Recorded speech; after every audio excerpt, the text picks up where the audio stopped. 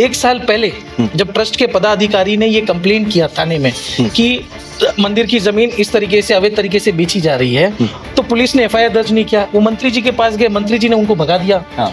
मैंने आवाज उठाई, सिरोही की जनता नाराज हुई, विपक्ष ने आवाज उठाई। राम जरोका जमीन जिसने भी बेची है उनको पकड़ के उनके एफआईआर दर्ज करके उनको जेल में डाल दिया होता तो सिरोही में आज ओटाराम हीरो होता। लेकिन ओटाराम ने ये काम नहीं किया, ओटाराम उल्टा उनको बचाने का काम किया है। तो ये बड़ा दुर्भाग्य है कि जो काम ओटाराम देवसी का था एज ए विधायक के तौर पे वो उन्होंने नहीं किया और ये कोर्ट को आज इस पे इन्वॉल्व होना हो। तो कीकाबाई मुंडारा कौन है? मुंडारा का एक व्यक्ति सिरोही में राम जरोका की जमीन लेता है। इस पूरे मामले में ओटाराम क्यों नहीं बोल रहा है? कीकाराम पे एफआईआर करो, इन पूरे जितने भी लोग इनका दायरा बढ़ाओ, तब आपको दूध का दूध पानी का पानी आ जाएगा।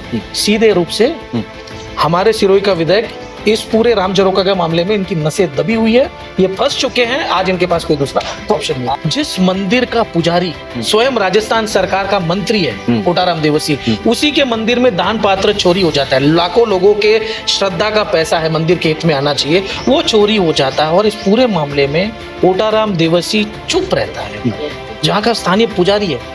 तो ये गंभीर सवाल खड़े करता है। ट्रस्ट के पदाधिकारियों का कहना है कि ओटाराम इस मंदिर की जमीन को हड़पना चाहता है। ओटाराम का परिवार अवैध रूप से कब्जा करके बैठा है। उनके भाई अवैध रूप से मंदिर में पूजा कर रहे हैं, दान पात्र में उनका हिस्सा हो रहा है, जो कि लीगल नहीं है। और ओटाराम कह रहा है मैंने सैलरी नहीं ली। ओटाराम कह रहा है कि मंदिर का पैसा मैं ले नहीं रहा हूँ। ओटाराम का स्वयं का लेटर मैंने देवस्थान विभाग से निकाला, तो ओटाराम कह रहा है जिसमें लेटर में लिखा है कि माताजी में आए दान चढ़ावा मैं लेके जा रहा हूँ, माताजी के गहने मेरे पास पड़े। सिरोही में इस बार बीजेपी का भट्टा बैठने वाला है और बीजेपी का इस बार सुपड़ा साफ होगा। सिर्फ वीडियो के माध्यम से रिकॉर्डिंग हो रही है, कह रहा हूँ कि ओटाराम जी का सिरोही में विधायक के रूप में आखिरी कार्यकाल है इस जीवन का।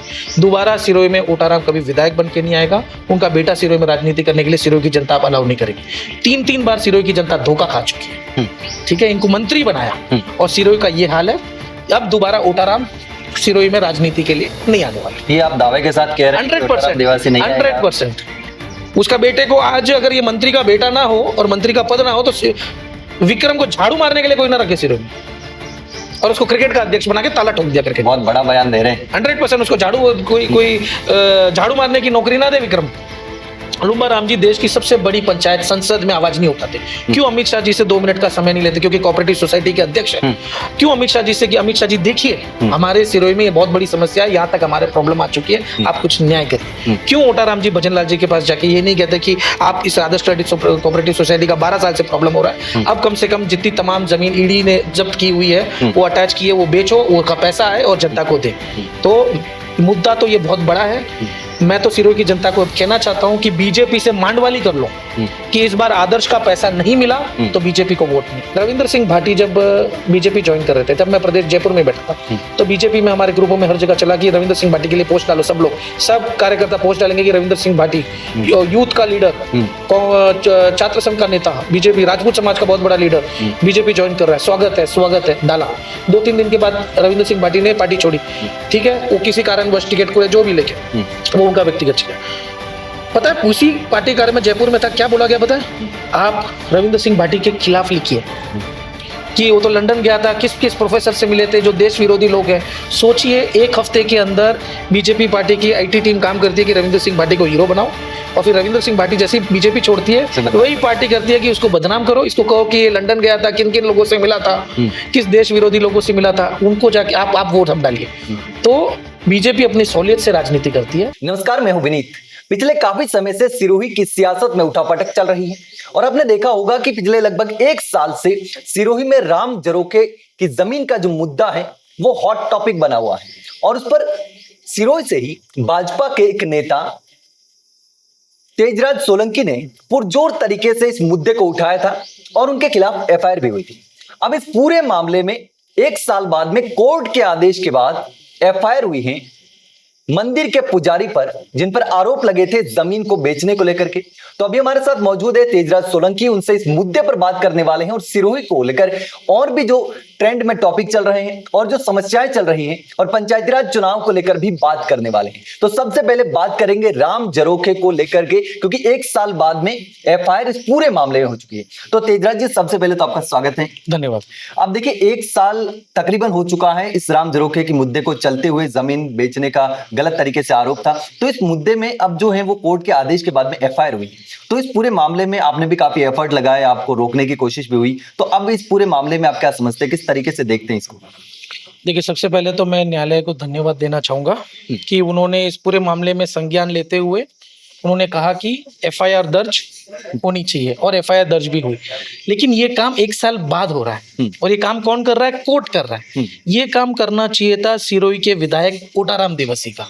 आप मुझे बताइए, 1 साल पहले जब ट्रस्ट के पदाधिकारी ने ये कंप्लेंट किया थाने में कि मंदिर की जमीन इस तरीके से अवैध तरीके से बेची जा रही है, तो पुलिस ने एफआईआर दर्ज नहीं किया। वो मंत्री जी के पास गए, मंत्री जी ने उनको भगा दिया।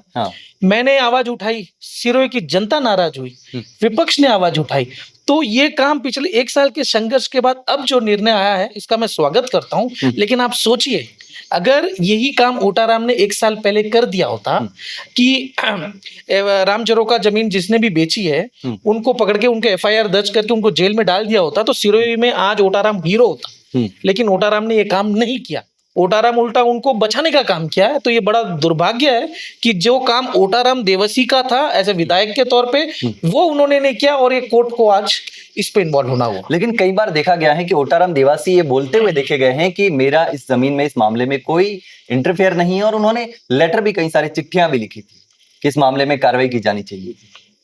ये तो ऐसा है, मंत्री जी अब फंस चुके हैं।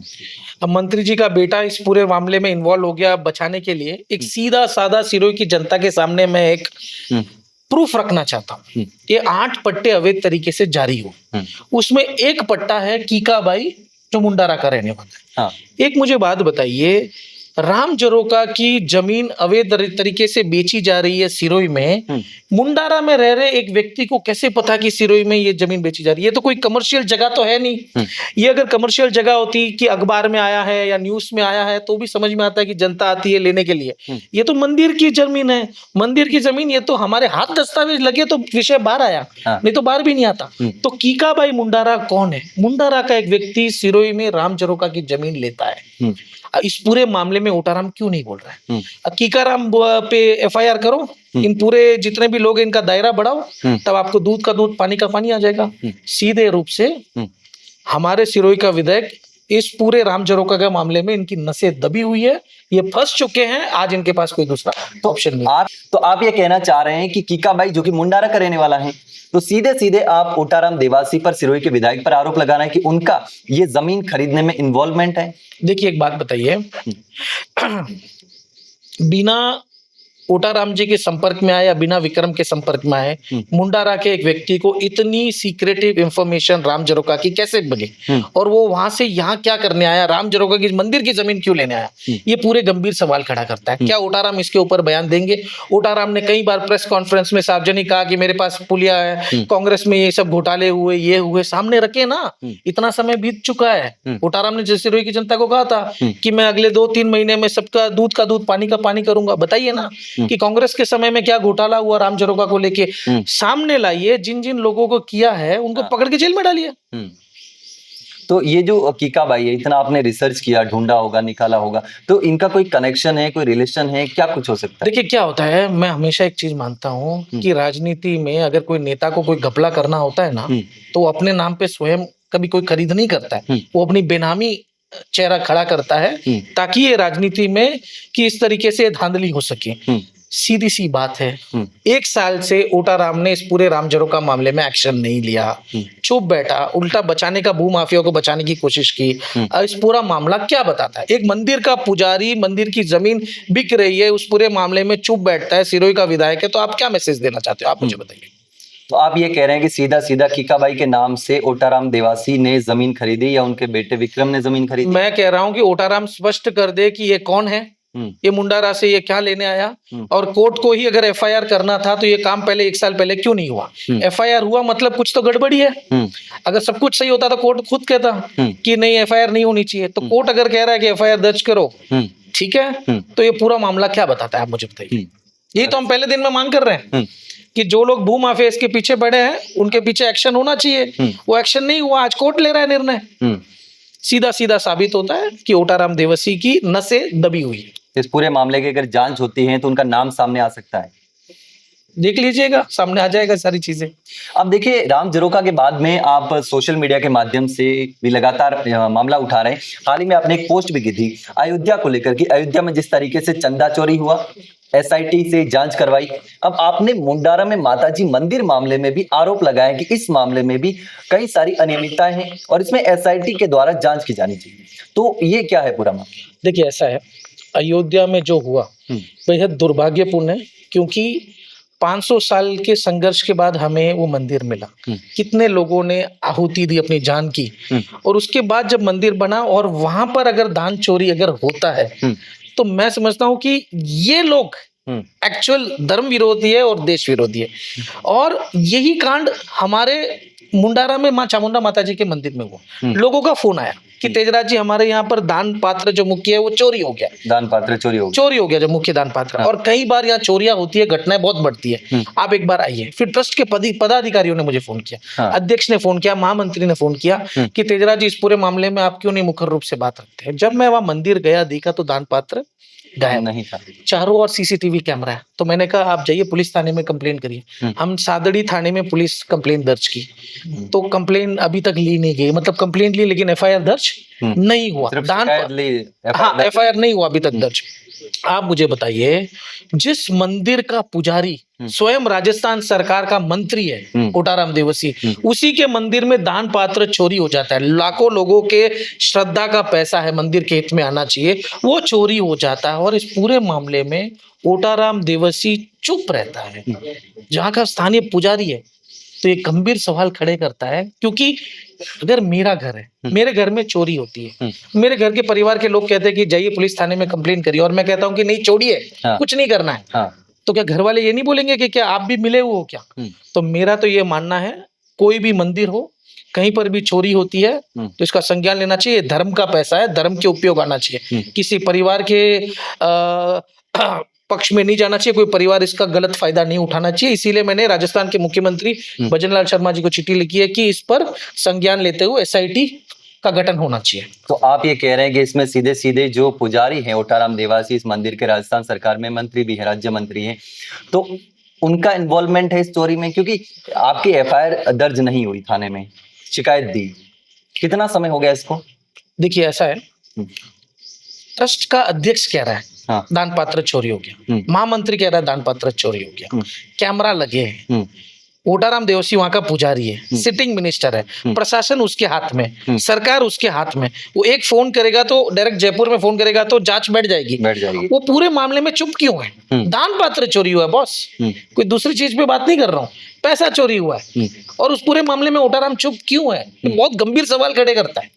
तो ट्रस्ट भी चाहता है कि इस पूरे मामले के बिल्कुल ट्रस्ट के सारी चीजें बाहर आई। आपने मुंडारा फाइल्स में देखा होगा किस तरीके से ट्रस्ट के लोगों ने भी बात रखी थी। तो ट्रस्ट और पुजारी, तो इनके दोनों के बीच में खाई बट रही है, क्या दिक्कत है, क्या हो रहा है इसमें? ऐसा है कि ट्रस्ट का कहना है, ट्रस्ट का आरोप है कि ट्रस्ट के नहीं चल रहे, ट्रस्ट जो चाहता है वो मंदिर में कर नहीं पा रहा है। देखो, ट्रस्ट के पदाधिकारियों का कहना है कि ओटाराम इस मंदिर की जमीन को हड़पना चाहता है। ओटाराम का परिवार अवैध रूप से कब्जा करके बैठा है, उनके भाई अवैध रूप से मंदिर में पूजा कर रहे हैं, दान पात्र में उनका हिस्सा हो रहा है, जो कि लीगल नहीं है। और ट्रस्ट के पदाधिकारियों ने कई बार विरोध किया, इस विरोध के बावजूद कोई एक्शन नहीं लिया है। स्पष्ट रूप से ये होता है कि ओटाराम देवसी इस मंदिर की जमीन को लेके हड़पना चाहते हैं और ट्रस्ट उसे रोकना चाहता है, और ये डिस्प्यूट इन दोनों के बीच में। तो इसी को लेकर के आप कुछ समय पहले मंदिर भी गए थे, मुंडारा गए थे, और मुंडारा की पूरी फाइल आपने रिलीज की थी। तो उस फाइल का क्या रहस्य, क्या मिला वहां से, क्या ऐसी चीजें सामने आई जिसको देख करके आप एकदम से मुखर होकर के मुंडारा वाले मामले में बोल रहे हैं? देखिए, ऐसा है, जब लोगों ने कहा कि यहाँ पर लाखों रुपए का दान आता है मंदिर में, लेकिन व्यवस्था के मामले में बड़ा दुर्भाग्य है, पानी की व्यवस्था नहीं, रुकने की व्यवस्था नहीं, यहाँ बहुत कचरा है, काम करने वाले लोगों को पैसा नहीं मिल रहा है, गंदगी है जगह जगह पर। आप एक बार आइए। मैं वहां के कर्मचारियों से मिला, उन्हें पिछले 2-2 साल से वेतन नहीं मिला। एक तरफ लाखों रुपए का चढ़ावा आ रहा है, दूसरी तरफ अगर 2-2 साल से कर्मचारियों को वेतन नहीं मिल रहा है तो फिर मतलब पैसा जा कहाँ रहा है। दूसरा, एक मुख्य दान पात्र है जो जो लीगल है ट्रस्ट के द्वारा, बाकी जगह जगह अवैध दान पात्र रखे, तो ये अवैध दान पात्र किसने रखवाए। मंदिर के परिसर के बगल में भवन में मुझे दारू की बोतल मिली, वो मैंने वीडियो में जारी भी किया। मंदिर में दारू की बोतल, मंदिर के बगल में जो भवन है मंदिर का जुड़ा हुआ साथ में, दारू की बोतलें मिली, कई सारी दारू की बोतल मिली, वो मैंने वीडियो जारी किया, वो सारी चीजें बताई। अब आप मुझे बताइए, ऐसे पूरे मामले में एक सिटिंग मिनिस्टर वहां का पुजारी है, उसकी क्या इतनी छोटी सी जिम्मेदारी नहीं बनती कि मंदिर में साफ सफाई या मंदिर में कोई दारू पीने वाले आके बगल में इस तरीके से गंदगी करके चले जाए, अवैध दान पात्र रखे गए। इस पूरे मामले में आप मुझे बताइए, जो मुंडारा फाइल्स में जो मैंने बात रखी, कई सारे विषय, जैसे ये जोगमाया का जो मंदिर है ना, ये जब यहाँ स्वयं जो माताजी स्वयं यहाँ की स्थापना हुए, उस समय पे फुओबा का वंश, फुओबा थे जो मंदिर के फुओबा, वो मंदिर के पुजारी थे, और जोधपुर दरबार ने तांबे के पत्र से भी लिखा हुआ है वहां कि फुओबा का वंशज ही आजीवन यहाँ पर पूजा करेगा। और फुओबा की पीढ़ी है आज जगतोबा करके है, जो मुठाना रहते हैं। तो मेरा कहना है कि ये जगतोबा कौन है, इनकी जब मंदिर में पूजा करने का अधिकार है, इनके परिवार से पीढ़ी दर पीढ़ी आता है, उन्हें क्यों मुंडारा से भगा दिया गया, हटा दिया गया या बेच दिया गया, किस कारणवश भेजा गया।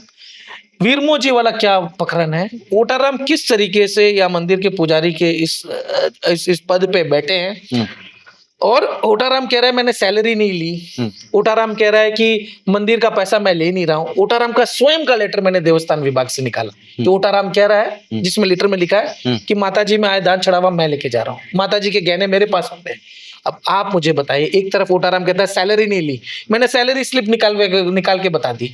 तो ये पूरा मामले में मुंडारा फाइल से मेरा उद्देश्य यही रहेगा कि मंदिर का पैसा मंदिर के हित में आए, और मंदिर के असली पुजारी कौन है वो जनता के बीच आना चाहिए। लेकिन ऐसा आप लेटर का बोल रहे हैं कि लेटर लिखा हुआ है, जो लेटर मिला आपको जिसमें लिखा हुआ है कि मंदिर के जो चढ़ावे का पैसा है मैं लेके जा रहा हूँ, जो आभूषण है वो मेरे पास है, तो ऐसा कोई कहेगा कि मैं लेके जा रहा हूँ पैसा लेटर में लिख करके? ये काफी पहले जब ओटाराम पुजारी जब तैनात किए गए थे, तो उनके जब ट्रस्ट के अध्यक्ष ने उनसे लिखा हुआ है, और ओटाराम का स्वयं का लिखा हुआ है, ओटाराम का सिग्नेचर है, ओटाराम ने लिया हुआ है, और ये हमने देवस्थान विभाग से निकाला है, ये कोई मेरा स्वयं का नहीं है। ये तो प्रतिलिपि में आपको कॉपी शेयर कर दूंगा, ये तो आप ओटाराम से पूछिए कि आपने ये पत्र किस आधार पे लिखा है।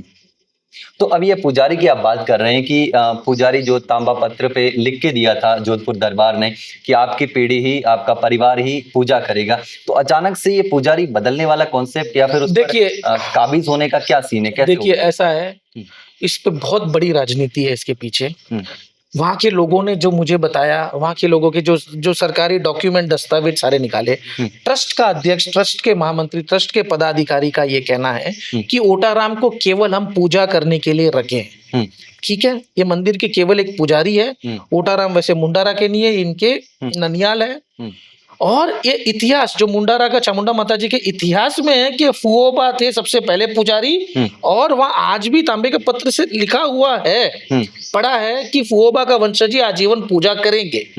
ये पूरे मामले में क्या हुआ क्या नहीं हुआ, ये आप स्वयं ओटाराम देवसी से कभी इंटरव्यू में पूछिए कि फुओबा कौन है, जगतोबा कौन है, वीरमोजी वाला क्या प्रकरण हुआ, या ओटाराम से पूछिए, तब सारी चीजें सामने आ जाएगी। या मुंडारा जाइए, मुंडारा की जनता से पूछिए। तो मैं बताऊं इससे अच्छा ओटाराम स्वयं अपने शब्दों में बता। वहां के लोगों से बात की होगी, पूछा होगा, ट्रस्टी लोगों से बात की होगी, तो फुओबा का सीन तो समझ में आया होगा। अभी जो जगतोबा जो पूजा कर रहे थे उनको वहां से हटा दिया गया, निकाल दिया गया, ये क्या हुआ? किसने निकाला, क्यों हटाया होगा? क्या होता है, कमजोर लोगों को, कमजोर होते हैं, उन पे अत्याचार करना बहुत आसान होता है। और कोई सरकार में बैठे मंत्री अगर रहते हैं तो उनके सामने हर किसी की बोलने की हिम्मत नहीं रहती है। बहुत बड़ी राजनीति है, कभी इन डिटेल पे ये सारी चीजें आपके सामने रखूंगा, लेकिन ओटाराम के जरूर पूछिएगा कि फुओबा का इतिहास क्या है, जगतोबा कौन है, और आप किस तरीके से मंदिर में पूजा के रूप में आए थे, आप थोड़ा जनता के सामने रखिए। तो ये पूरा मंदिर का मामला है। इसके बाद अभी हाल ही में पंचायत चुनाव का मामला चल रहा है। पंचायत चुनाव 15 अगस्त से लगभग शुरू होने वाले हैं। तो अब पंचायत चुनाव को लेकर के आप क्या कह रहे हैं? क्योंकि पहले बहुत समय लिया गया पंचायत चुनाव की घोषणा को लेकर के, कोर्ट में भी मामला चला और कोर्ट से आखिरकार सरकार को कई बार बोला गया कि समय पर चुनाव करवाइए, लेकिन उसके बावजूद भी इतना लेट हो गया। लेकिन अब फाइनली जो है वो चुनाव को लेकर के सारी चीजें सामने आ गई है। पंचायत चुनाव तो बहुत देरी से हो रहे हैं। सरकार खुद नहीं चाह रही थी कि चुनाव जल्दी हो। हाँ। ये तो मैं धन्यवाद देना चाहूंगा कि कांग्रेस के नेता सिरोही के पूर्व विधायक संयम लोढ़ा से एक व्यक्ति जीता और पूरी बीजेपी सरकार हारी। उन्होंने कोर्ट में जिस तरीके से मजबूती से लड़ाई लड़ी, आखिरकार फैसला आया और चुनाव करने के ऐलान आ गए। निकाय के चुनाव पहले होंगे, फिर पंचायत और जिला परिषद के होंगे। सरकार के अगर बस चलता तो ये अगले साल यूपी चुनाव के बाद भी टाल देता शायद, लेकिन ये ठीक है। संयम लोढ़ा ने कोर्ट में लड़ा और कोर्ट में ये व्यक्तिगत संयम लोढ़ा की जीत है और बीजेपी सरकार की हार है। सीधा सीधा दिखाता है कि पंचायत चुनाव में कहीं ना कहीं बीजेपी इस बार कमजोर स्थिति में है। आपने भी पार्टी छोड़ी नहीं है, अभी आप बीजेपी में ही हैं। मैं अभी बीजेपी का संयम लोढ़ा की तारीफ कर रहे हैं, तो ऐसा नहीं लगता कि अब पार्टी छोड़ने वाले हैं या फिर बीजेपी से बन नहीं रही है? एक बात बताइए, हाँ। विधानसभा का चुनाव होता है तो समय पे हो जाता है, लोकसभा का चुनाव होता है तो समय पे हो जाता है। पंचायत चुनाव के नियम के अनुसार होना चाहिए। आज इतना समय के डिले से चल रहा है और कोई व्यक्ति इस पर, क्योंकि देखिए ये कॉन्स्टिट्यूशन मतलब यहाँ पर जनप्रतिनिधियों के चुनाव है, ठीक है, इस पे एज पर प्रोसेस ही होना चाहिए। इस पे अगर सरकार चाहेंगे कि हम ये कॉलेज के इलेक्शन नहीं कराएंगे, पंचायत के चुनाव डिले करा देंगे और कोई व्यक्ति मुखर रूप से कोर्ट में जाके इस पे लड़ाई लड़ता है अगर, तो क्या ये तारीफे काबिल है? नहीं है। इसमें ये नहीं होता है कि मैं संयम लोढ़ा के पक्ष के आ गया। अगर सरकार समय पे चुनाव करवा देती या करवा देने का निर्णय हो जाता, संयम लोढ़ा को जेल में, संयम लोढ़ा को कोर्ट जाने की जरूरत भी नहीं पड़ती। सीधी सी बात है। कहीं ना कहीं सरकार की नाकामी मान रहे हैं 100%। तो अब सरकार ने इतना डिले कैसे कर दिया? क्या सरकार को लगता है, वर्तमान में भजनलाल सरकार है, उनको लगता है कि हमारा परफॉर्मेंस अच्छा नहीं है या फिर नुकसान हो सकता है? इतना लंबा खींचा किस वजह से खींचा? हर जिले में विरोध हो रहा है। हर जिले में आप देखोगे आंदोलन पे आंदोलन हो रहे हैं, लोग सड़क पे आ रहे हैं, नाराज है कहीं ना कहीं, ठीक है। इससे स्पष्ट साबित हो रहा है कि पंचायत चुनाव हो, जिला परिषद के चुनाव हो, इस बार बीजेपी की सरकार बड़ा पुअर परफॉर्मेंस देने वाली है राजस्थान में। ये हार का डर कि कहीं उल्टा रिजल्ट आ गया तो क्या पता मंत्रिमंडल में या बड़े चीज पे फेरबदल हो जाए, केंद्र सरकार इस पे कोई निर्णय ले ले।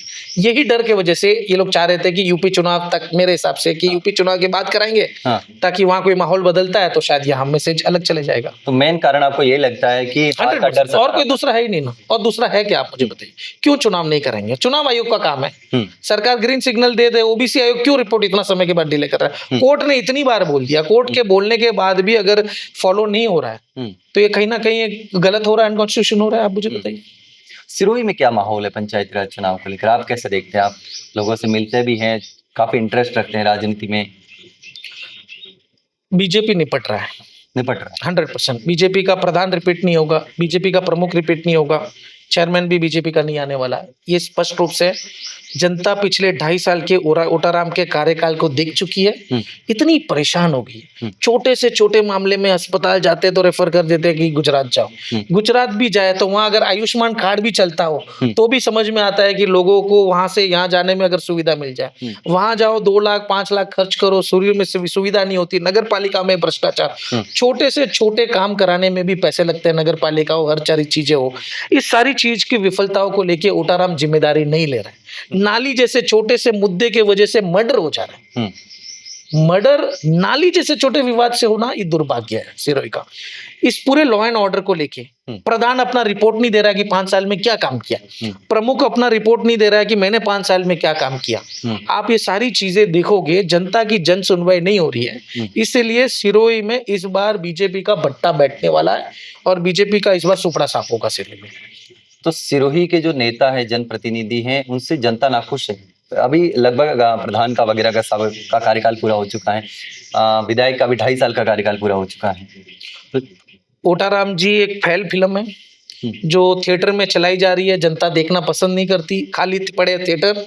ये हमारी मजबूरी है कि हमें और इनको 2-2.5 साल इनको झेलना है। इसके बाद ओटाराम जी की दमखम से विदाई होने वाली है सिरोही की। और मैं आज वीडियो के माध्यम से रिकॉर्डिंग हो रही है, कह रहा हूँ कि ओटाराम जी का सिरोही में विधायक के रूप में आखिरी कार्यकाल है इस जीवन का।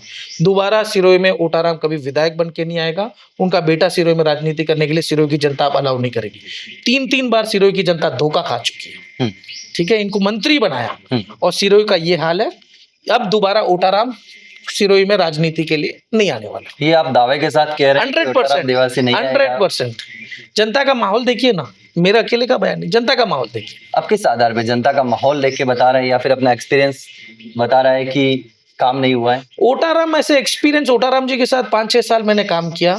ओटाराम जी एक बहुत झूठ बोलने में एक्सपर्ट है। ओटाराम जी का जब काम होता है, ओटाराम जी की कोई गरज होती है तो ओटाराम जी आपको सिर पे बैठा लेते हैं और जैसे ही काम पूरा हो जाता है ओटाराम जी आपको दूर कर लेते हैं। जो लोग ओटाराम जी के साथ चुनाव में खड़े थे वो आज ओटाराम के साथ नहीं है। जो लोग ओटाराम को हराने में लगे थे वो लोग आज सब ओटाराम के साथ खड़े हैं। तो ओटाराम की ये फितरत रही है झूठ बोलने की, धोखा देने की। इसके लिए ओटाराम के साथ मेरा तो छोड़िए, सिरोही की जनता को कितना बोला था कि मैं पहला वाला ओटाराम नहीं हूं, मैं इस बार आऊंगा, मंदिर पे हमला नहीं होने दूंगा। पूर्व में जो हुआ मंदिर पे हमले में इस पे सारा रुकवाऊंगा। और आते ही क्या किया, रामचरो का मामले का कांड हो गया। अरे आप खुद आए मंदिर के नाम पे और मंदिर की जमीन चोरी हो गई। शर्म आनी चाहिए ओटाराम जी को। एक मंदिर का पुजारी होने के नाते उसकी नैतिक जिम्मेदारी बनती है कि रामचरो का मामले में न्याय होता, लेकिन उनको बचाने का काम कर रहा है। तो ओटाराम ने जिस दिन से रामचरो का मामले में हाथ लगाया, उनका हाथ जल गया और ओटाराम जी की उल्टी राजनीति शुरू हो गई है, उल्टी गिनती शुरू हो गई है। अब मुंडारा जाने का समय आ गया है। मुंडारा में भी मैं उनको चैन से बैठने नहीं दूंगा। वहां भी जो इन लोगों ने कांड किया है, सरकार तो जाने दो, फिर ओटाराम की फाइल खुलेगी। तो आप बोल रहे हैं अच्छा फाइल खोलने वाले और फाइल खुलेगी? बहुत सारी फाइल खुलनी है अभी तो। कहाँ एक्शन का हुआ क्या? इस पे और बात करेंगे आगे भी, और सारे सवाल हैं। इससे पहले आप जिस तरीके की बातें कर रहे हैं, जिस तरीके से विधायक पर आरोप लगा रहे हैं, आपने बता दिया ओटाराम निवासी तो फेल फिल्म है जो थिएटर में चलाई जा रही है लेकिन लोग देखना पसंद नहीं कर रहे हैं। तो अब मैं ये समझूं कि आप अब चुनावी मैदान में उतरने वाले हैं, चुनाव लड़ेंगे? ये मैंने कुछ महीने पहले जब राम झरोका की प्रेस कॉन्फ्रेंस में भी मुझे सवाल पूछा था कि आप चुनाव लड़ेंगे। 100% लड़ूंगा। मैं पॉलिटिकल आदमी हूँ, चुनाव क्यों नहीं लड़ूंगा? मैं क्या कोई डॉक्टरी करने तो आया नहीं, इंजीनियरिंग करने आया ना, ये कोई एनजीओ है ना, कोई ये कोई प्रोफेशन ये तो पॉलिटिकल प्रोफेशन है। मैं पॉलिटिक्स में हूँ और मैं सिरोही की जनता के मुखर क्यों नहीं लड़ूं? मुझे एक बात बताइए, सिरोही की जिला अध्यक्ष बाहर की, सिरोही का महामंत्री बाहर का, सिरोही का विधायक बाहर का, क्रिकेट का अध्यक्ष बाहर का, मंत्री के साथ घूमता है 2-3 और लोग जो जालोर के, सारे बाहर के आके सिरोही की राजनीति कर रहे हैं और मेरे सिरोही के मुद्दे पे कोई आवाज ही नहीं उठा रहा है। और मैं सिरोही का लोकल, मैं क्यों नहीं आवाज उठाऊं और क्यों चुनाव नहीं लड़ूंगा? राजनीति में हूं पिछले 8 साल से, तो चुनाव तो 100% लड़ूंगा। कैसे लड़ू, कब लड़ू, ये तो समीकरण पे डिपेंड करेगा। पूरी बीजेपी बाहर की है सिरोही में, आप देख लीजिए। ओटाराम आपने जितने नाम लिए, जितने लोग गिनाए, वो मैक्सिमम लोग हैं अगर सांसद को छोड़ दे। आप मुझे बताइए ना। आप पूरी लिस्ट दी, आप जांच पड़ताल करिए लोग कौन कहां से, सारा चीज बाहर आ जाएगा। ये जो बाहर के आए हैं ये सिरोही में राजनीति कर रहे हैं। क्या सिरोही का कोई व्यक्ति, क्या मैं जाके पाली में राजनीति कर सकता हूँ? मुझे आने देंगे? नहीं जाने। क्या मैं आहोर में जाके करूँ, मैं रानीवाड़ा में जाके करूँ, मैं कहीं जालोर में जाके कर सकता हूँ? आने देंगे? नहीं। तो फिर बाहर के लोग आके हमारे सिरोही में राजनीति करे। राजनीति करो लेकिन कुछ अच्छा करो जनता के लिए। यहाँ आके जनता के पैसे से मस्त रह रहे हो तो ये तो हम लोग लोकल लोग फिर आवाज तो उठाएंगे ना। ये बात है। तो सिरोही की जनता के साथ कहीं ना कहीं धोखा हो रहा है। 100% धोखा हो रहा है। हमारे साथ धोखा तो हो गया। झूठ बोल के ओटाराम ने फुसला के, हमारे जैसे पढ़े लिखे लोगों को भी ओटाराम ने बताया कि देखिए, आज मैं आपको बताना चाह रहा हूँ, संयम लोढ़ा से मेरा कोई व्यक्तिगत दुश्मनी नहीं थी। पिछले विधानसभा चुनाव में मैं आमेर में था। मुझे ओटाराम का फोन आया, कहां पर हो? मैंने कहा आमेर में। तो आप सिरोही आइए यार, कम से कम मुझे चुनाव में सहयोग कीजिए। मैंने कहा मुझे कोई चुनाव की प्रचार की लिस्ट में कहीं मेरा नाम नहीं, कुछ नहीं। तो बोला, ओटाराम ने मुझे कहा कि देखिए नारायण पुरोहित, अर्जुन, रक्षा, ये सब मेरे को हराने में लगे हैं। आप आइए। संयम लोढ़ा जगह जगह अपना काम गिना रहा है, कोई संयम लोढ़ा को काउंटर करने के लिए तैयार नहीं है। आप प्लीज कृपया करके आइए, आप मुखरता से रखिए। मैंने ओटाराम को कहा देखिए मैं संयम लोढ़ा के खिलाफ मोर्चा खोल दूंगा। अगर संयम लोढ़ा ने कल को जाके कोई कार्रवाई उस समय की तो ये आपकी जिम्मेदारी बनती है, देख लेना। तो कहा कि सरकार में हम जीत के आ रहे हैं। मैं जीत के आऊंगा, जब मैं मंत्री बन जाऊंगा, मैं जीत के आ रहा हूं, मैं विधायक बनूंगा, चलो मंत्री तो बाद में बने, तो मैं होने ही नहीं दूंगा एक्शन। और उल्टा देखो, सेम लोढ़ा ने तो एफआईआर नहीं की और चुनाव मैंने जिस ओटाराम के पक्ष से मजबूती से लड़ी और ओटाराम आती मेरे ऊपर एफआईआर दर्ज की। मतलब इससे बड़ा धोखा, इससे बड़ा एग्जाम्पल सिरोही की जनता को क्या हो सकता है कि ओटाराम इतना बड़ा धोखेबाज है कि बीजेपी के तमाम कार्यकर्ताओं को कहना चाहता हूं कि इस ओटाराम की बिल्कुल जालसाजी में ना आए। मेरे परिवार में पिछले साल मेरे माताजी का देहांत हो गया, ठीक है, दुखद की घड़ी आखिरकार मेरे जीवन की लाइफलाइन थी। ओटाराम सिरोही में था, मेरे घर बैठने नहीं आया, इतनी बेशर्मी, इतना गया गुजरा ये नेता है। मेरे घर में इतना दुखद माहौल था, ओटाराम सिरोही में है, मेरे घर बैठने नहीं आया। हाँ, जिस कार्यकर्ता ने तुम्हारे लिए खून पसीना एक किया, मेरी माँ कहती थी कि इस बार जा कमल का फूल खिलेगा, ओटाराम जीतेगा, तो कर रहा काम जीतेगा। जिस मेरी माँ ने जब ये कहा और हमने इतनी मेहनत की और मेरे घर दुखद घड़ी में ओटाराम नहीं आया, ये इतना बड़ा झूठा धोखा देने वाला और काम का फायदा उठा के बस चले जाने का ये ओटाराम की फितरत है। अब ये जनता जान चुकी है। आपके साथ वादा किया और वादा ही उल्टा। मेरे साथ नहीं, सिरोही की जनता को क्या, मेरा क्या का वादा। मैं तो सिरोही की जनता को लेके मैंने बात रखा, मैंने सोचा कम से कम एक अच्छा नेता आएगा, मुद्दों पे लड़ेगा। क्या किया, बेटे को अध्यक्ष बना दिया, निकम्मे बेटे को। उसका बेटे को आज अगर ये मंत्री का बेटा ना हो और मंत्री का पद ना हो तो विक्रम को झाड़ू मारने के लिए कोई ना रखे सिरोही में, और उसको क्रिकेट का अध्यक्ष बना के ताला ठोक दिया करके। बहुत बड़ा बयान दे रहे हैं। 100% उसको झाड़ू, कोई झाड़ू मारने की नौकरी ना दे विक्रम।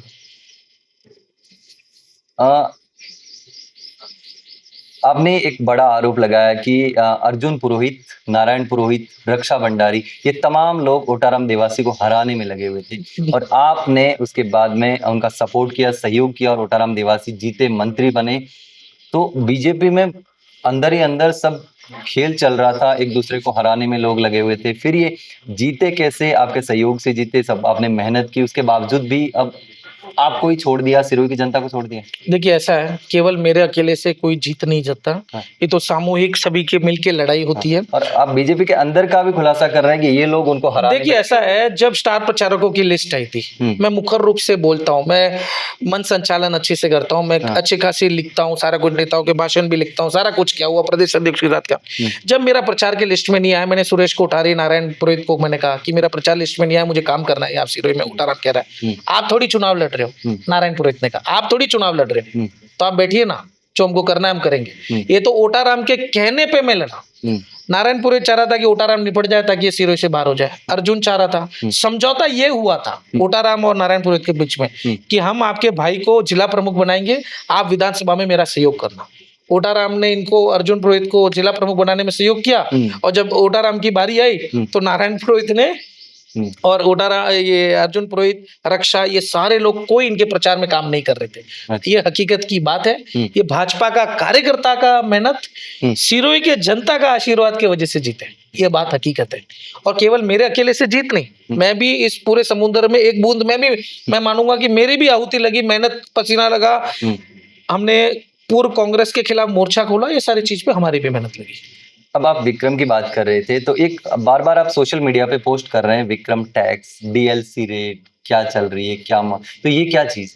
देखिए एक चीज मुझे बताइए, लोग कहते हैं कि सिरोही में भाजपा में काम नहीं हो रहा है। काम इसके लिए नहीं हो रहा है, मैं आपको बता देता हूँ। जिस अधिकारी से आप पैसा ले लोगे, ठीक है, क्या आप उस अधिकारी से काम करवा पाओगे? अब मान लीजिए आप अधिकारी है, ठीक है, आप किसी विभाग के अधिकारी है, मैं आपको कहूँ कि महीने का 5 लाख रुपए का बंदी तुझे देना है, ठीक है, नहीं दिया तो मैं तेरा ट्रांसफर करा दूंगा। अब वो आदमी 5 लाख रुपए अपने घर से तो देगा नहीं, वो जगह जगह भ्रष्टाचार करेगा, जनता को ही लूटेगा। अब वो जनता को लूटेगा, जनता आके कहती है हमारे साथ भ्रष्टाचार हो रहा है, लोग पैसे मांग रहे हैं, ये मांग रहे हैं, तो क्या वो व्यक्ति, अब मैं बोलूंगा कि आप भ्रष्टाचार क्यों कर रहे हो, तो आप क्या बोलोगे? आपको तो 5-5 लाख रुपए बंदी देनी है, तो मैं क्या करूंगा? तो जिस अधिकारी से काम करवाना है उससे पैसा नहीं लेना चाहिए। आज सिरोही की विडंबना यही दुखद है कि आप अधिकारियों से पैसा ले लेते हो, टैक्स के से तो वसूल लेते हो, और फिर उस अधिकारी को कहते हो कि आप भ्रष्टाचार रोकिए, जनता का काम कीजिए। वो कहेगा कि मैं आपके लिए लगाऊं, आपके पैसे इकट्ठे करने के लिए लगाऊं। ये विफलताएं हो रही है। विक्रम टैक्स क्या है, नहीं है, वो पूरी सिरोही की जनता जानती है। बिल्कुल। तो अब आपने तमाम आरोप लगा दिए, विधायक पर लगा दिए, तमाम बीजेपी के नेताओं पर लगा दिए, ये भी बता दिया कि अब बीजेपी को नुकसान होगा, भयंकर नुकसान होगा। तो अब आपने बोल दिया मैं भी चुनाव लड़ूंगा, तो आप सिरोही की जनता के सामने क्या लेकर जाएंगे, क्या कहेंगे और क्या आपका रोड मैप है, क्या मुद्दे हैं जिस पर आप चुनाव लड़ेंगे? एक बात बताइए, आदर्श क्रेडिट कोऑपरेटिव सोसाइटी, ठीक है, सिरोही जिले लगभग ये 14,000 करोड़ का स्कैम है। सिरोही जिले का 5,000 करोड़ होगा। हर गांव में जाओ 50 से 100 लोगों का पैसा फंसा पड़ा है। 2 लाख, 3 लाख, 5 लाख, 10 लाख रुपए फंसा पड़ा है। ये 12 साल से लड़ाई चल रही है। 2010-14 से पंगा पर प्रॉब्लम होनी शुरू हुई, ठीक है। ये 12 साल से इश्यूज चल रहे हैं।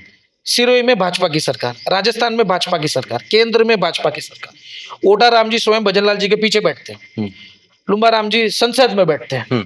हमारे बीजेपी के लीडरशिप क्यों आदर्श क्रेडिट कोऑपरेटिव सोसाइटी के लिए जनता के मुद्दे पे लड़ नहीं रही? मुझे पहली बात बताइए। मैं इस पूरे मुद्दे में लड़ूंगा और मैं सिरोही की जनता से कहना चाहता हूं, इस बार आपको घर से बाहर निकलना पड़ेगा। जिस तरीके से मैंने मजबूती से राम झरोखा मामले में लड़ा, न्याय भी मिल रहा है। आदर्श क्रेडिट कोऑपरेटिव सोसाइटी से मैं आपके लिए एडी छोटी एक कर लूंगा, ठीक है। मैं गांव पंचायत जाने के लिए तैयार हूं, लोगों को इकट्ठा करने के लिए तैयार हूं। लोगों के बयान मैं इनको, सरकार के बैठे विधायक और इन सांसद उन सबको मजबूर कर दूंगा। क्यों लुम्बा राम जी देश की सबसे बड़ी पंचायत संसद में आवाज नहीं उठाते? क्यों अमित शाह जी से 2 मिनट का समय नहीं लेते? क्योंकि कोऑपरेटिव सोसाइटी के अध्यक्ष है। क्यों अमित शाह जी से कि अमित शाह जी देखिए हमारे सिरोही में ये बहुत बड़ी समस्या है, यहाँ तक हमारे प्रॉब्लम आ चुकी है, आप कुछ न्याय करिए। क्यों ओटा राम जी भजनलाल जी के पास जाके ये नहीं कहते कि आप इस आदर्श क्रेडिट कोऑपरेटिव सोसाइटी का 12 साल से प्रॉब्लम हो रहा है, अब कम से कम जितनी तमाम जमीन ईडी ने जब्त की हुई है वो अटैच की है, वो बेचो, वो का पैसा है और जनता को दे। तो मुद्दा तो ये बहुत बड़ा है। मैं तो सिरोही की जनता को अब कहना चाहता हूं कि बीजेपी से मांडवाली कर लो कि इस बार आदर्श का पैसा नहीं मिला तो बीजेपी को वोट नहीं। क्यों चुने हम? क्यों बीजेपी के विधायक चुने? क्यों सांसद चुने? क्यों हम इनके प्रतिनिधि चुने जो हमारे मुद्दे के लिए आवाज नहीं उठा रहा है? आयुष्मान कार्ड, गुजरात में बीजेपी की सरकार, राजस्थान में बीजेपी की सरकार, दोनों जगह बीजेपी, यहाँ तो कांग्रेस नहीं है अभी, ठीक है। कम से कम आगे 2.5-3 साल हो गया। कितने बीजेपी के नेता गुजरात जाते हैं छापा पहनने के लिए? हाँ, कितनी वाहवाही होती है, इतनी भीड़ इकट्ठी होती है। हमारा कितना तथ्य सिरोही जालोर के लोग गुजरात में बैठे हैं, व्यापार कर रहे हैं। कभी कोई बीमारी वगैरह हो जाती है, आयुष्मान कार्ड चल जाए तो फायदा होगा, नहीं होगा? इलाज करवाने भी मैक्सिमम पब्लिक गुजरात ही जाती है। गुजरात जाती है। 2 लाख आज की डेट में छोटा से छोटा सर्जरी कराओ, 1 लाख, 2 लाख, 3 लाख रुपए खर्च होते हैं। छोटा सा छोटा परिवार वाला आदमी कहाँ जाएगा? आयुष्मान कार्ड अगर सरकार, अगर गुजरात में हमारी सरकार है, यहाँ प्रधानमंत्री जी का राज्य है, तो भजनलाल जी को तो प्रधानमंत्री जी से भी निवेदन करना चाहिए कि आयुष्मान कार्ड का ये करे। ओटा राम जी ने क्या एक शब्द बोला? लुम्बा राम जी ने बोला? नहीं बोला। लेकिन ये गुजरात जाते हैं, अहमदाबाद जाते हैं, सूरत जाते हैं, वाहवाही लूटने जाते हैं। मैं तो गुजरात में भी रह रहे तमाम राजस्थानी प्रवासियों को भी कहना चाहता हूँ कि इस बार बीजेपी को सहयोग नहीं करना। मैंने 20 इवेंट कराए गुजरात में इस बीजेपी के, और यही बीजेपी हमारे लोकल इश्यूज आयुष्मान पे लड़ नहीं रहे, आदर्श क्रेडिट कोऑपरेटिव सोसाइटी पे लड़ नहीं रहे, छोटे मोटे मुद्दे पे भी हमारे यहाँ इश्यूज हो रहे हैं। ये बड़ा दुख है। और कौन से मुद्दे हैं जो सिरोही की जनता के सामने आप लेकर जाएंगे? हर छोटे चीज, नगर पालिका में काम कराने जाओ 2,000, 5,000, कोई एनओसी के लेके जाओ पैसे, पट्टे को लेके पैसे, नए इश्यूएंस को लेके पैसे, लॉ एंड ऑर्डर इतनी खराब, कोई नालियों की प्रॉब्लम है, कहीं बस स्टैंड में सुविधा को लेके है, कहीं सड़क को लेके है। हर छोटी बड़ी समस्या में ये बेसिक काम भी नहीं कर रहे। टीचर्स की इतनी ज्यादा, सरकारी टीचर्स की आज की डेट में कमी है। आप मुझे एक बात बताइए, स्कूल में टीचर नहीं रहेंगे तो बच्चे कहाँ से पढ़ेंगे? पहली चीज, ठीक है। इतने सारे शिक्षक बाहर जा रहे हैं, क्या ओटाराम को दिख नहीं रहा है? क्या ओटाराम को ये बोलना चाहिए था सरकार को कि मैं यहाँ से एक ट्रांसफर तभी अलाउ करूंगा तब एक रिप्लेसमेंट में मुझे मिलेगा। कोई जिले से बाहर जाना चाहता है तो कोई जिले में आना भी चाहिए। केवल यहाँ से बाहर जा रहे हैं और स्कूल में टीचर नहीं, जो टीचर जो सब्जेक्ट पढ़ा रहा है वो दूसरा ही पढ़ा रहा है मजबूरी की वजह से। तो दिक्कत क्या है मैं आपको बता देता हूँ। एक ट्रांसफर पे ना 2.5-3 लाख रुपए का कमीशन मिलता है। 2.5-3 लाख? हाँ, 2.5-3 लाख रुपए खर्चे। आप कह सकते हो फ्री में ट्रांसफर हो जाते हैं। 2.5-3 लाख रुपए खर्चा लगता है सिंगल ट्रांसफर पे, डिजायर पे, ठीक है। अब आप सोचिए, यहाँ कमाई हो रही है, जिनकी हो रही है। हाँ। क्या बड़ी स्कूल में अध्यापक है नहीं है, क्या है नहीं, किसको क्या फर्क पड़ता है? नेताओं के बच्चे तो सरकारी स्कूल में पढ़ते नहीं। बच्चे पढ़ेंगे तो सक्षम हो जाएंगे तो सरकार से सवाल करेंगे, तो पढ़ाई भी एक्चुअली नहीं चाहते कि को। अगर ऐसा होता तो जितने कम से कम रिसेंट अध्यापकों में कम से कम 170-176 लोग अध्यापक बाहर गए। 3,000 पद खाली है, 3,000 पद खाली है, रिप्लेसमेंट में आए नहीं। सरकार स्कूल में खाली टीचर नहीं है, बच्चे कहाँ से पढ़ेंगे? कमीशन खोरी हो रही है, जम के पैसा कमाया जा रहा है। हाल ही में देखा गया कई सारे स्कूलों में बच्चे सड़कों पे भी आए हैं, ताले भी लगाए हैं, आंदोलन भी किए हैं। उसके बाद सांसद ने शायद लेटर भी लिखे हैं स्कूलों में शिक्षकों को लेकर के, तो बोल रहे हैं हम कोशिश कर रहे हैं हमारी तरफ से शिक्षकों को वापस लाने के लिए। लव लेटर लिखने से कोई कुछ होगा क्या? ये क्या खाली लेटर लेटर से काम चलेगा क्या? छाती पे बैठना होता है। जिस विभाग है, जो जिस विभाग का ये डिपार्टमेंट का काम है, वहां जाके बैठेगा ना नेता, 10 बार चक्कर काटेगा ना, उनके छाती पे बैठेगा ना, तब जाके काम होगा। ये लेटर लिखा, ये मैंने वो पत्र लिखा, ये लिखा, खाना पूर्ति कुछ नहीं है। नेम से इस लेटर को वो देखेगा, देख के साइड में फेंक देगा। ऐसे कोई काम होता है क्या सरकार में? ऐसे काम नहीं होता। ये हाथाजोड़ी से काम नहीं होता है। आपको अधिकारियों को स्पष्ट चीज से, मुखरता से पीछे बैठ के काम कराना पड़ेगा। अब पब्लिक ये भी कहेगी वीडियो देखने के बाद कि चुनाव आ रहा है इसलिए आप अचानक से आ गए, माहौल देख करके आप ऐसे ही आरोप लगा रहे हैं, मनगढ़ंत आरोप लगा रहे हैं, हम वादे कर रहे हैं, आप वादे पूरे करेंगे नहीं करेंगे, चुनाव जीत गए तो क्या होगा, क्या कहेंगे? मैं कई साल से, मैं 8 साल से लगभग 2018 से पॉलिटिक्स में हूँ, तो मैं कोई नया तो हूँ नहीं। 2018 की बात होती तब मुझे ये सवाल आता तो समझ में आता कि तेजराज जी आप तो अभी खुदे हो राजनीति में, उस समय जो मेरा सवाल आता था। अब तो 8 साल हो गया पॉलिटिक्स में आके, तो अब तो ये सवाल बात है ही नहीं।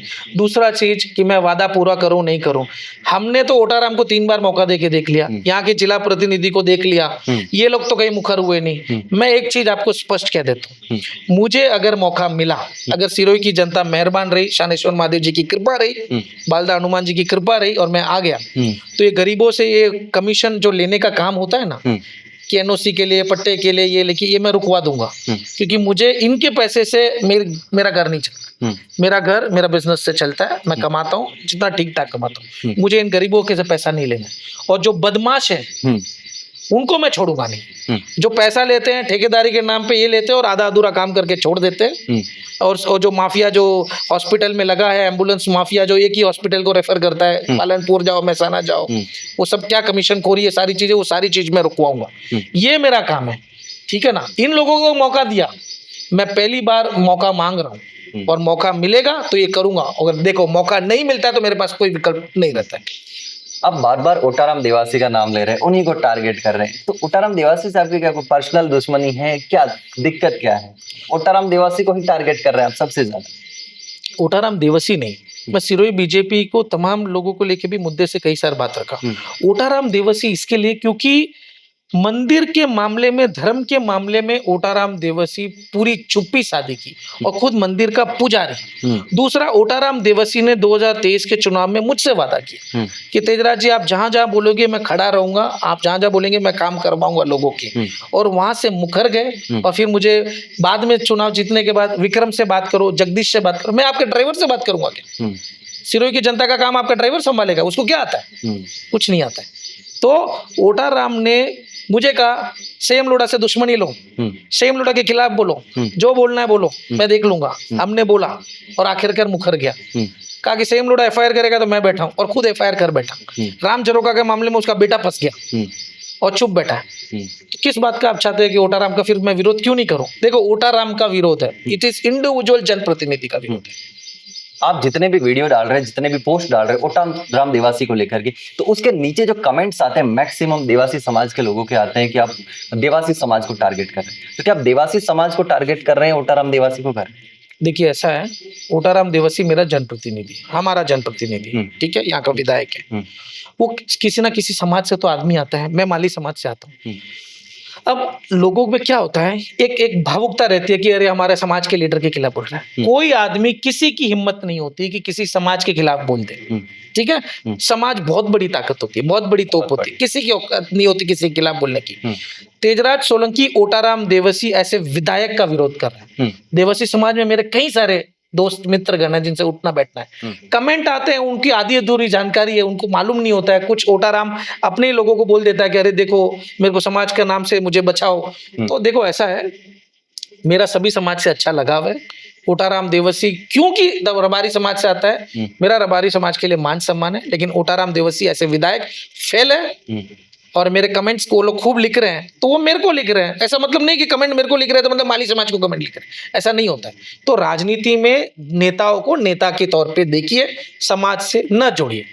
इसके पैरेलल में एक मुद्दा चल रहा है डीएनटी का, लाल सिंह देवासी उसको लीड कर रहे हैं। उसको कैसे देखें? देखिए, जब ये पूरा डिनोटिफाइड ट्राइब्स डीएनटी समाज में करीबन 32 जातियां आती है, लाल सिंह रायका इस पे मुखर रूप से लड़ रहे हैं, आरक्षण की मांग कर रहे हैं, दो चीजें सामने आती हैं और दो चीजें जनता के सामने आज मैं बताना चाहता हूँ कि ओटाराम का दर्द कहाँ है। समाज, डीएनटी समाज आरक्षण की मांग कर रहा है, आरक्षण मिले नहीं मिले, आरक्षण में कितनी छूट मिले वो दूसरी चीज है। उन्होंने आंदोलन भरा, जेल भरो आंदोलन सब कुछ चलाया, वहां उनके साथ जो व्यवहार हुआ वो गलत हुआ। पहला चीज जयपुर में, ठीक है, वो पीसफुल प्रोटेस्ट कर रहे हैं, शांतिपूर्ण प्रोटेस्ट कर रहे हैं, उनके ऊपर आंसू के गैस छोड़ोगे, लाठीचार्ज करोगे, अच्छा। दूसरा, उन्हीं के समाज का सबसे बड़ा नेता ओटाराम देवसी सिटिंग मिनिस्टर है, इस पूरे मामले में चुप्पी साधा और फिर हर बार ओटाराम कहता है कि मैं समाज के लिए खड़ा हूं, मैं समाज के लिए खड़ा हूं। समझ कहाँ खड़ा था ओटाराम समाज के लिए? पहली बात बताए, ओटाराम का दर्द ये है जो मुझे खुद पार्टी के लोगों ने और कुछ उनके लोगों ने कहा कि ये कहां से नया लीडर लाल सिंह राय का पैदा हो गया। ये पढ़ा लिखा है, बैंक के बड़े पद पे रहा है और ये लोगों के मांग को लेके मुखर रूप से खड़ा हो रहा है। ओटाराम को दर्द है कि लाल सिंह एक बड़े नेता के रौब पे उभर गया तो मेरी राजनीति का क्या होगा, मेरे बच्चे की राजनीति का क्या होगा। कुल मिला के ओटाराम ने जो कहा कि मेरी दुकान उठने वाली है, क्या उठाने चाह रहे हो? 100% आपकी दुकान तो उठ चुकी है आपकी विफलताओं की वजह से। आपकी दुकान उठाने वाला खुद आपका बेटा है, ये लाल सिंह राय का नहीं, मैं तो कह रहा हूँ हर समाज से 10 नए लीडर तैयार होने चाहिए। तो ये दर्द इस चीज का है, कम से कम ओटाराम जी को मुख्यमंत्री जी से कहना चाहिए था, हमारे समाज के लोगों पे लाठीचार्ज मत करो, आंसू के गैस मत छोड़ो, आरक्षण मांग रहे हैं, आरक्षण मिले नहीं मिले वो दूसरी बात, वार्तालाप होनी चाहिए थी। आप ये कहना चाह रहे हैं कि नया नेता निकल कर सामने आ रहा है देवासी समाज से, तो उसको लेकर के ओटाराम देवासी को लग रहा है कि वो मेरी थोड़ी सी हैसियत कम हो जाएगी या मेरा नुकसान हो जाएगा लाल सिंह देवासी की वजह से? क्योंकि ओटाराम अब तक झूठ की राजनीति चलाता है और लाल सिंह राय का मुखर रूप से लड़ रहा है, तो वो लड़ रहा है तो लड़ रहा है। ओटाराम को इस चीज का तो दर्द झलक ही रहा है ना, नहीं तो इतना मन सार्वजनिक मंच से इतनी बड़ी बड़ी बातें करता क्या ओटाराम? सीधी सी बात है, कोई नया लीडर सामने आने के लिए तैयार नहीं है। बिल्कुल। अब एक चीज और आती है, आप ओटाराम देवासी को टारगेट करते थे, फिर बीजेपी को लेकर भी कई सारे पोस्ट सामने आने लगी, तो क्या आप एंटी बीजेपी हैं, बीजेपी विरोधी हैं, एंटी मोदी हैं? ये सवाल भी बार बार सामने आते हैं। देखिए, एक चीज बताइए, मुझे भी कई सारे लोग कमेंट करते हैं क्या आप एंटी बीजेपी है, एंटी मोदी? मैं बीजेपी पार्टी में जब से ज्वाइन किया बहुत मेहनत ईमानदारी से काम किया, कई प्रदेश अध्यक्षों के साथ काम किया, जिले में काम किया, प्रदेश में काम किया, देश भर घूमा, विदेश भी घूमा प्रदेश अध्यक्षों के साथ। क्यों किया? कि भारतीय जनता पार्टी की सरकार है, ठीक है। अब आप मुझे एक छोटी सी बात बताइए, कांग्रेस क्यों हारी और क्यों बीजेपी सत्ता में है? क्योंकि कांग्रेस के समय पे बहुत स्कैम हो रहे थे, भ्रष्टाचार हो रहे थे, आंदोलन हो रहे थे, वो सारे चीज पे जनता ने निर्णय किया कि नहीं, अभी कांग्रेस को पार्टी को विराम दो, अब बीजेपी को लाओ। अब बीजेपी में यही काम अगर आप करोगे तो कितना दुखद है। आप मैं आज 2-4 सवाल सिरोही की जनता के सामने रखना चाहता हूँ। कांग्रेस पार्टी ने तो कभी नहीं कहा हमारे राज्य में कि हम गौ हत्या बंद करवाएंगे, बीजेपी ने जरूर कहा कि हम सत्ता में आएंगे गौ हत्या रुकवा देंगे। आज 12-13 साल हो गए, क्या गौ हत्या रुकी? आप मुझे बताइए, साधु संतों का अपमान अभी बीजेपी ने किया या कांग्रेस ने किया? पहला चीज। दूसरा चीज, ये एथेनॉल गाड़ियों का प्रॉब्लम इतना सब कुछ चल रहा है, अब आप मुझे बताइए, एथेनॉल आने से खुद हमारे नितिन गडकरी साहब ने क्या कहा था कि जो 115 रुपए का पेट्रोल है 15 रुपए में मिलेगा। आज की डेट में एथेनॉल आने से उल्टा रेट भी बढ़ा दिया। दूसरा, एथेनॉल से ना गाड़ी का परफॉर्मेंस ठीक होता है, ना माइलेज बढ़ता, उल्टा माइलेज कम होता है, हर चीज से नुकसान होता है। आप कह रहे हो 115 रुपए का लीटर 15 रुपए आ जाएगा और आप धड़ात के लगा देते हो, पॉलिसी पूरी लगा देते हो और लोगों को समस्या सामने आती है। क्या ये लोगों के मुद्दे को लेके मैं बात नहीं रखूं, क्या इसमें एंटी बीजेपी हो जाऊंगा? तीसरा चीज, जिन नेता आज तक राघव चड्ढा को क्या कहते थे? देश विरोधी है, देश विरोधी, विदेश से पैसा लेता है, खालिस्तानी सपोर्टर है, ये कह रहे थे। अब राघव चड्ढा बीजेपी में आ गया था, क्या गोभक्त हो गया क्या? हाँ, जिस लालू यादव के चारा घोटाले के स्कैम में सम्राट चौधरी जी उसमें मंत्री थे, आज बीजेपी ने उसे मुख्यमंत्री बना दिया। जिस शुभेंदु अधिकारी का बीजेपी ने ट्वीट किया कितना पैसे लाए वो स्टिंग ऑपरेशन में, आज वो बीजेपी में। मतलब सत्ता पाने के लिए भले आप भ्रष्टाचारी हो, रेपिस्ट हो, कुछ भी हो, चलेगा, हमको अब लेना है। तो बीजेपी अपनी सहूलियत से राजनीति कर रही है। मेरे कुछ कटाक्ष से सवाल है कि इस पे क्यों नहीं बोले। देखिए, आज की डेट में प्रोटेस्ट चल रहा है शिक्षा मंत्री के लिए। शिक्षा मंत्री के कार्यकाल में 1 paper leak, 2 leak, 5 leak, 10 leak, इतने कंटिन्यूस हर एग्जाम लीक हो जाए, इसका मतलब शिक्षा मंत्री विफल है, इस्तीफा दे देना चाहिए। एक आदमी के चक्कर में पूरे देश भर में कितना माहौल बन गया, लोग सड़क पे आ गए, लाठी खा रहे, ये कर रहे हैं। तो क्या ये बीजेपी विरोधी हो गया? मैं बीजेपी से सवाल करना भी विरोधी है। एक आखिरी में एक मुख्य चीज में बात रखना चाहता हूँ, देश का उद्योग केवल 2 गुजरात से ही चला रहे क्या? आप मुझे एक चीज बताइए, एयरपोर्ट अब अदानी के हाथ में, अंबानी के हाथ में, ठीक है, टेलीकॉम इनके हाथ में, बंदरगाह इनके हाथ में, माइनिंग इनके हाथ में, कोयला इनके हाथ में, सारा चीज इनके हाथ में दे दोगे, कल को जाके अगर अंबानी बोल दे कि मेरे को 1000 करोड़ मेरा एक कर्ज माफ करो, नहीं तो मैं जियो का नेटवर्क एक दिन के लिए काट दूंगा, तो क्या करोगे? देश का पूरा व्यवस्था रुक जाएगा। एक दिन अदानी बोल दे मैं बॉम्बे एयरपोर्ट बंद कर रहा हूँ, मेरी ये पॉलिसी मेरे हिसाब से चलाओ, तो क्या होगा? मैं कहना चाहता हूँ 100 उद्योगपति पैदा होने चाहिए। 1-2 के मोनोपोली पे चलोगे तो देश का फिर कानून संसद से नहीं, फिर किसी कॉर्पोरेट हाउस से चलेगा। ये भविष्य के लिए दुखद है। मैं मेरे लिए बात नहीं कर रहा हूँ, हमारी अगली पीढ़ी के लिए मैं बात कर रहा हूँ। ये सारी चीजों का सवाल उठाना क्या मेरा एंटी बीजेपी होता है? तो हम कांग्रेस को इसके लिए हराए थे ताकि बीजेपी में जो नेता भ्रष्टाचार करे वो जेल जाएगा, लेकिन यहाँ जो नेता भ्रष्टाचार कर रहा है वो पार्टी में आ रहा है। जो हमारे आराध्य राम जी के खिलाफ जो बोलने वाले लोग थे वो आज सरकार में बैठे, इससे ज्यादा दुर्भाग्य क्या है? मुझे बताइए। अब जिस तरीके से आप आरोप लगा रहे हैं बीजेपी पे, मोदी सरकार पे, उसको सुन करके लोग यही कहेंगे कि आप तो कांग्रेस के एजेंट हैं, कांग्रेस के लिए काम कर रहे हैं, कांग्रेस वाली भाषा बोल रहे हैं। अभी तक तो मैं बीजेपी का एजेंट हूँ। मैंने बीजेपी के लिए बहुत ईमानदारी से काम किया। मैं प्रधानमंत्री जी को मानता हूँ, मैं बहुत बड़ा योगी जी का फैन हूँ। आप मुझे एक बात बताइए, योगी जी को क्या निपटाने का काम नहीं कर रही क्या बीजेपी? आप नहीं पता क्या हिंदू का सबसे बड़ा सम्राट लीडर है, ठीक है? अगर बीजेपी हिंदुत्व की बात करे तो योगी जी को निपटाने में क्या पूरी लॉबी लगी है कि नहीं लगी? आप मुझे बताइए। आपने कहा कि मैं कांग्रेस का एजेंट हूँ, अब तक बीजेपी का एजेंट था, तब तो कोई किसी ने कुछ नहीं बोला। मैं मेरे आखिरी ये सारी बातें जो राम झरो का मामला हुआ, आयुष्मान कार्ड, ये सारी चीजें जो इश्यूज है, आदर्श क्रेडिट कोऑपरेटिव सोसाइटी है, मैं मदन राठौड़ जी से समय मांगा है। मदन राठौड़ जी के पास समय रख के मैं पूछूंगा कि आप मेरा न्याय करिए। अगर मदन जी न्याय करते हैं तो ठीक है, अगर मदन जी न्याय नहीं करते तो मैं मेरे आगे का रास्ता मैं चुनूंगा, क्योंकि मेरे लिए कोई बीजेपी रुकी नहीं है, ना बीजेपी के लिए मैं रुका। तो पार्टी छोड़ देंगे? अगर मदन जी न्याय नहीं करते तो मेरे पास क्या विकल्प रहता है? देखो एक छोटा सा चीज बताता हूँ। रविंद्र सिंह भाटी जब बीजेपी ज्वाइन कर रहे थे, तब मैं प्रदेश जयपुर में बैठा था, तो बीजेपी में हमारे ग्रुपों में हर जगह चला कि रविंद्र सिंह भाटी के लिए पोस्ट डालो। सब लोग, सब कार्यकर्ता पोस्ट डालेंगे कि रविंद्र सिंह भाटी यूथ का लीडर, छात्र संघ का नेता, बीजेपी राजपूत समाज का बहुत बड़ा लीडर, बीजेपी ज्वाइन कर रहा है, स्वागत है, डाला। 2-3 दिन के बाद रविंद्र सिंह भाटी ने पार्टी छोड़ी, ठीक है? वो किसी कारणवश टिकट को जो भी लेके, वो उनका व्यक्तिगत चीज है। पता है उसी पार्टी कार्य में जयपुर में था, क्या बोला गया पता है? आप रविंद्र सिंह भाटी के खिलाफ लिखिए कि वो तो लंदन गया था, किस किस प्रोफेसर से मिले थे जो देश विरोधी लोग हैं। सोचिए 1 हफ्ते के अंदर बीजेपी पार्टी की आईटी टीम काम करती है कि रविंद्र सिंह भाटी को हीरो बनाओ, और फिर रविंद्र सिंह भाटी जैसी बीजेपी छोड़ती है वही पार्टी करती है कि उसको बदनाम करो, इसको कहो कि ये लंदन गया था, किन किन लोगों से मिला था, किस देश विरोधी लोगों से मिला था, उनको जाके आप वोट हम डालिए। तो बीजेपी अपनी सहूलियत से राजनीति करती है। इसके लिए अब ये समय आ गया। हमने सोचा था कि बीजेपी आएगी, प्रधानमंत्री जी बहुत बड़े बड़े स्टेप्स उठाएंगे भ्रष्टाचार को लेके, जो नहीं हो रहा था। दुख हो रहा है इस चीज को लेके। तो अभी अगर मदन राठौड़ से मुलाकात के बाद में कोई सॉल्यूशन नहीं निकला तो पार्टी छोड़ देंगे? मैं मेरा आगे का रास्ता तय करूंगा। तो आगे क्या, कांग्रेस में जाएंगे, निर्दलीय रहेंगे? अभी इसको लेके मैंने अभी, देखिए चुनाव तो लड़ना तय है, क्या समीकरण बनते हैं, क्या सारी चीजें, अभी मैंने इस पे होमवर्क कर रहा हूँ। देखो इससे बड़ा क्या हो सकता है, मैं स्पष्ट रूप से कह रहा हूँ, मैं चुनाव लड़ने वाला हूँ और लड़ूंगा। क्या लड़ना है नहीं लड़ना 2-4 महीने में सब कुछ सामने आ जाएगा। नवंबर तक तो सारे चुनाव हो जाएंगे, तो ये तेजा चलूंगी, यही है, सारी चीजें सामने आ जाएगी। बिल्कुल। एक लास्ट में 1-2 सवाल और हैं। सिरोही में वर्तमान में बीजेपी के अंदर क्या चल रहा है? क्योंकि आप बीजेपी से जुड़े हुए थे, इतना आपको पता होगा कि अंदर क्या उठापटक चल रही है। सिरोही के बीजेपी में ऐसा चल रहा है कि जो लोग आरोपी थे, जैसे कुछ एक आरोपी था जिन्होंने कालकाजी तालाब में भी पट्टे काट दिए, ठीक है, जिन्होंने संविदा पे नौकरी के लिए 5-5 लाख रुपए ले लिए लोगों से, ठीक है, हाँ। वो दोबारा सोच रहे कि मैं चेयरमैन बनूं, ठीक है, ख्वाब देख रहे हैं कि वापस आऊं, पूरा ही कालकाजी तालाब ही खा जाऊं।